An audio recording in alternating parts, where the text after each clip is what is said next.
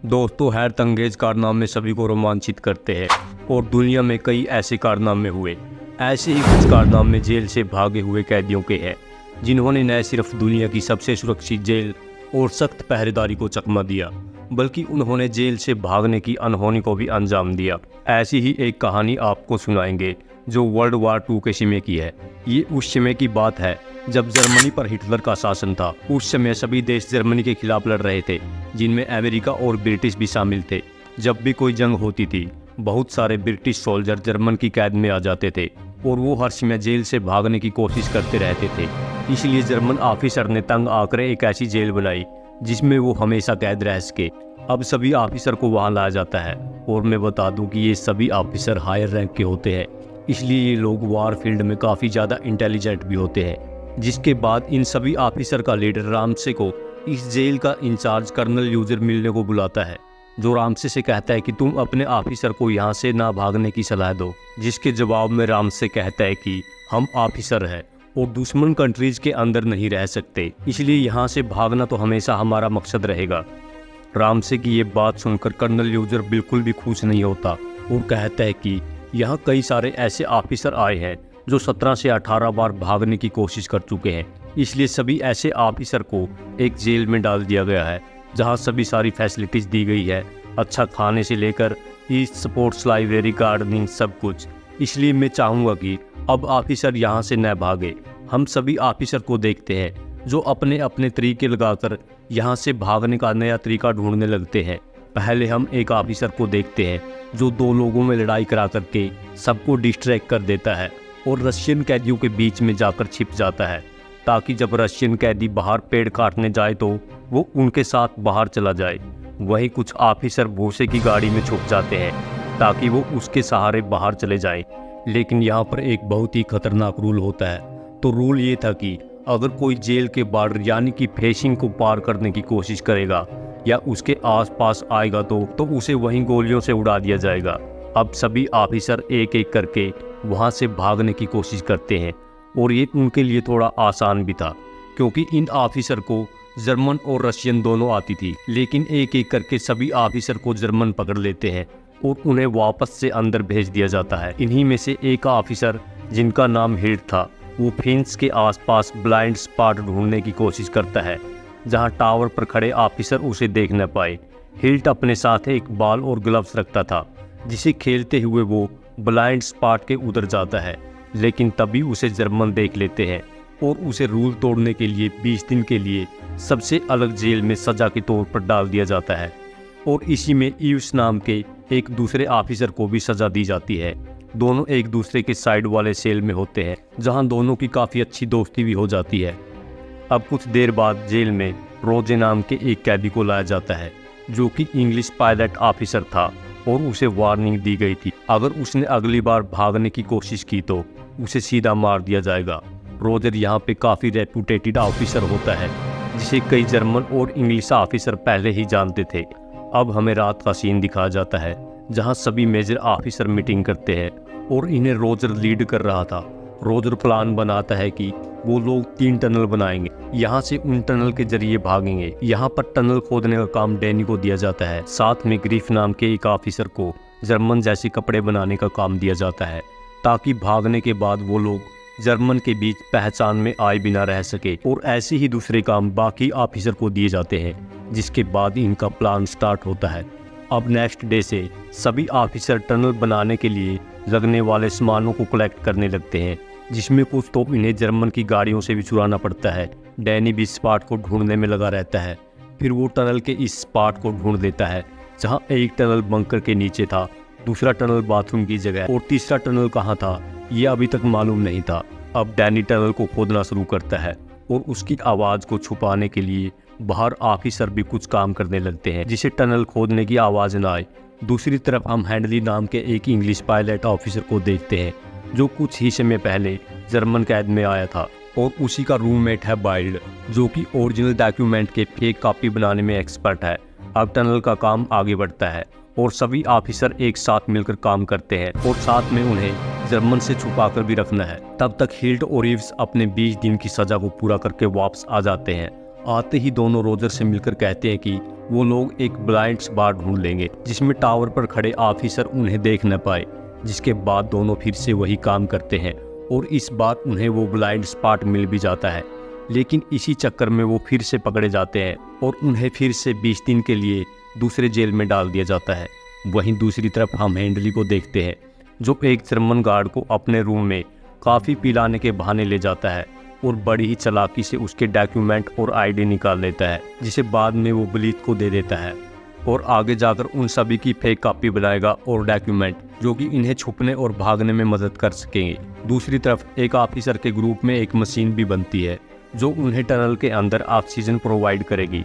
तब तक ऑफिसर के जर्मन सूट भी लगभग बन ही जाते हैं, जिन्हें एक बार रोजर देखने जाता है और सूट को देखकर वह काफ़ी इम्प्रेस्ड भी होता है।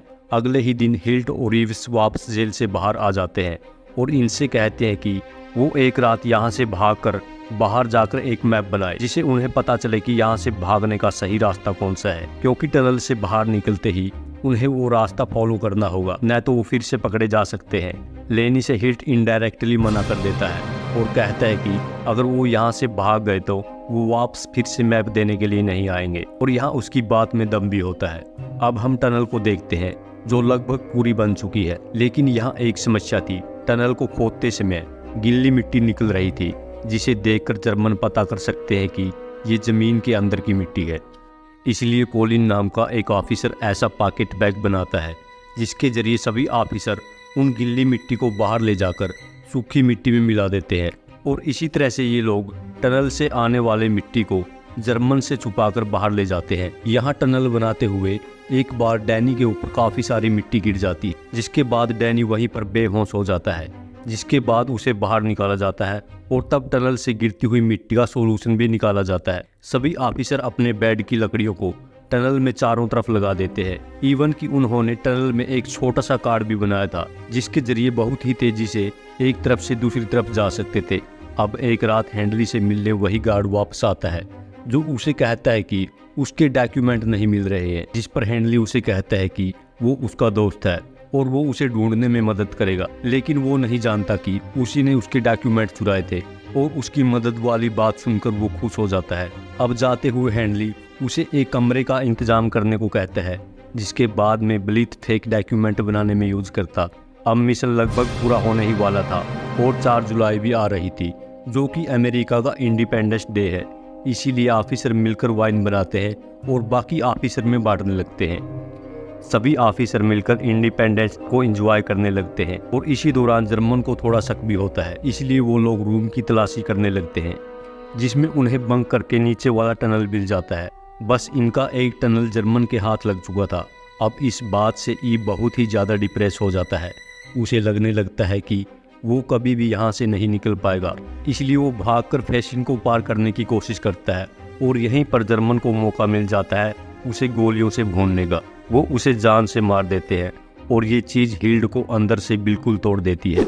वो बहुत ही उदास हो जाता है क्योंकि वही उसका एक अच्छा दोस्त था, और इसी के गुस्से में वो रोजर के मिशन के हिसाब से उसी रात को जेल से भागता है और अगले दिन मैप बनाकर जेल में वापस आ जाता है। इस चीज़ के लिए हिल को फिर से 20 दिन की सज़ा दी जाती है। जैसे जैसे कहानी आगे बढ़ रही है, हम विल्ट को देखते हैं जिसे अब दिखना कम हो रहा था, और वह धीरे धीरे करके छोटी छोटी चीज़ों को बदर देख पा रहा था, जिसे कुछ दिन बाद वो पूरी तरह से अंधा हो जाता है। अब एक समय ऐसा भी आता है जब डैनी जेल से भागने की कोशिश करता है, जिसका कारण था कि वह टनल में पूरा दिन रहकर पागल होता जा रहा था। उसे अंधेरे और छोटी जगहों से डर लगने लगा था, इसलिए वो सीधे जेल से भागने की कोशिश करता है। लेकिन एंड टाइम पर उसके दोस्त उसे समझा लेते हैं और वापस लेकर आते हैं। फाइनली दोस्तों वो दिन आ जाता है जब टनल पूरी तरह से बनकर तैयार हो जाता है। सभी ऑफिसर अब रेडी है। अब रात के समय सभी ऑफिसर एक ही घर में आते हैं, और लगभग ये 250 ऑफिसर थे जो आज रात यहाँ से भागने वाले थे। वो एक एक करके सभी ऑफिसर टनल के थ्रू जाने लगते हैं, जिसमें सबसे पहले हिल्ट जाता है, और वो आगे जाकर देखता है कि जहाँ टनल खुल रहा है वह जंगल से थोड़ी ही दूरी पर, यानी कि उन्हें इस बीच जर्मन के ऑफिसर देख सकते हैं। अब वो दूरी लगभग 30 मीटर की होती है, और इसीलिए हिल्ट प्लान बनाता है कि 30 मीटर की रस्सी बांधकर पहले वो खुद जंगल में जाएगा, और जब लाइट जंगल की तरफ न रहे तब रस्सी को हिलाकर वो बाकी ऑफिसर को आने का इशारा करेगा। अब एक एक करके सभी ऑफिसर वहां से निकलने शुरू हो जाते हैं। रोजर और बाकी सब। यहाँ अभी भी डैनी का डर उसी पर हावी होता जा रहा है और बीच में अंधेरे होने की वजह से वो टनल से जाने से मना कर देता है, लेकिन बाद में सबके मनाने के बाद वो भी टनल से बाहर निकल जाता है। अब ऐसे ही जब हैंडली और वलीद वहां से निकलते हैं तो नेक्स्ट ऑफिसर निकलते वक्त गिर जाता है और उसे जर्मन ऑफिसर पकड़ लेते हैं। तभी पूरी जेल में अलार्म बज जाता है और जर्मन ऑफिसर उस टनल वाले घर में आ जाते हैं। फिर होना क्या था, ये प्लान पूरी तरह से फेल हो जाता है। यहाँ पर 250 ऑफिसर को बाहर जाना था, लेकिन सिर्फ 76 ऑफिसर यहाँ से भाग पाते हैं। नेक्स्ट स्टेज, जर्मन इन सभी 76 ऑफिसर को ढूंढने लग जाते हैं और हम देखते हैं कि सभी इंग्लिश ऑफिसर दो दो ग्रुप में अलग हो जाते हैं ताकि वह एक साथ न पकड़े जाए। रोजर अपने साथी के साथ ट्रेन में ट्रेवल करने लगता है, हैंडली वलीद के साथ होता है और हिल्ट यहाँ पर एक रैंडम व्यक्ति की बाइक चुराकर उसे भागने लगता है और ऐसे ही सभी ऑफिसर इधर उधर बिखर जाते हैं। यहाँ पर रोजर, कालिन, हैंडली और वलीद एक ही ट्रेन में होते हैं। यहाँ जर्मन उनकी आईडी और टिकट चेक करने आते हैं, जिसमें रोजर और कालिन तो बच जाते हैं क्योंकि वो अपने साथ फेक डॉक्यूमेंट लाए थे, लेकिन हैंडली और वलीद को ट्रेन से कूदना पड़ता है क्योंकि उनके पास डॉक्यूमेंट नहीं थे और बिना डॉक्यूमेंट के उनका पकड़ा जाना तय था। यह सभी ऑफिसर एक समय तक जर्मन से बचते रहते हैं, लेकिन एक ऐसा समय आता है जब एक एक करके इन सभी ऑफिसर को जर्मन पकड़ लेते हैं। असल में दोस्तों, जर्मन ने अपनी बेस्ट मिलिट्री फोर्स को इन्हें ढूंढने के काम में लगाया था, जिसमें सबसे पहले कॉलिन को पकड़ा जाता है, लेकिन इसी में उसकी जान चली जाती है। रोजर भी काफी समय तक चालाकी से जर्मन में छिपता रहता है, पर आखिर में वो भी पकड़ लिया जाता है।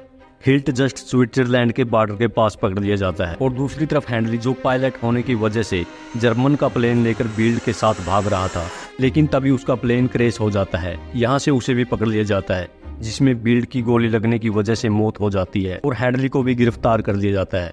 रोजर के पकड़े जाने से एक जर्मन मेजर ऑफिसर बहुत ही खुश होता है क्योंकि उसने पहले ही रोजर को वार्निंग दी थी कि ये उसका लास्ट चांस है, और होता भी ऐसा ही है। अब ऐसे में एक एक करके पूरे 75 ऑफिसर को पकड़ लिया जाता है, जिसमें से एक ऑफिसर था जो कि स्विट्जरलैंड भाग जाता है। उसका रीजन यह था कि उसके भागने में वहाँ के कुछ इंग्लिश लोग उसकी मदद करते हैं। अब आगे 50 ऑफिसर को एक साथ और 25 ऑफिसर को अलग गाड़ी में जेल की तरफ ले जाया जाता है। जहाँ रोजर जिस गाड़ी में था, यानी कि 50 ऑफिसर वाली गाड़ी, कोई एक अलग रास्ते पर ले जाया जाता है और आराम करने के बहाने उन सभी को गोलियों से भून दिया जाता है। और इसी में केवेंडिश भी होता है जो कि जेल का इंचार्ज था, लेकिन उसके अंडर ही ये सभी ऑफिसर भागे थे, इसलिए उसे भी इनके साथ मार दिया जाता है क्योंकि इसमें उसकी गलती भी थी। बचे हुए 25 ऑफिसर को कुछ नहीं किया जाता, उन्हें फिर से जेल में डाल दिया जाता है और इसमें ही डेन और हैंडली भी थे। अब जैसे ही ये खबर बड़े ऑफिसर तक पहुंचती है तो कि 50 कैदियों को मार दिया गया है, वो बहुत ज्यादा गुस्सा होते हैं और इसका कारण कर्नल यूजर बताता है कि सभी ऑफिसर भागने की कोशिश कर रहे थे कि सभी को पता था कि यह झूठ है। असल में कर्नल यूजर का ही सबको मरवाने का प्लान था।